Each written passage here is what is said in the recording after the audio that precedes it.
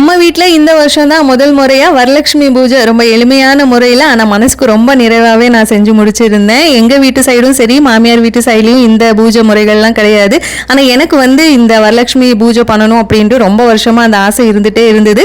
இந்த வருஷம் நம்ம சொந்த வீட்டில் இருக்கிறோம், இந்த வருஷமே நம்ம ஆரம்பிச்சிடலான்னு சொல்லிட்டு நான் யார்கிட்டையுமே இந்த பூஜையை பற்றின ஐடியா கேட்கல. ஏன்னா ஒவ்வொருத்தரும் ஒவ்வொரு மாதிரி சொல்லுவாங்க, இப்படி தான் செய்யணும் அப்படி தான் செய்யணும்னு சொன்னால் அது என்னமோ எனக்கு செட் ஆகாது. அதனால யூடியூப்லேயே வந்து நிறைய வீடியோஸ்லாம் பார்த்து எனக்கு வந்து எதெல்லாம் பண்ணலாம் அப்படின்னு தோணுதோ அதை மட்டும் நான் செஞ்சு இந்த பூஜையை வந்து ஆரம்பிச்சேன். 3 வகையான பிரசாதம், கருப்பட்டி பொங்கல், சுண்டல், வடைன்னு ரெடி பண்ணியிருந்தேன். வீட்டுக்கு வரவங்களுக்கு கொடுக்கறதுக்காக 5 தட்டம் வந்து ரெடி பண்ணியிருந்தேன். தட்டத்தில் மங்கள பொருட்கள், குங்குமம், மஞ்சள், வெற்றிலை பாக்கு, பிளவுஸ் பிட்டு, கண்ணாடி வளையல், பொட்டு, பூன்னு எல்லாத்தையும் எடுத்து அம்மன் முன்னாடியே வச்சுட்டேன்.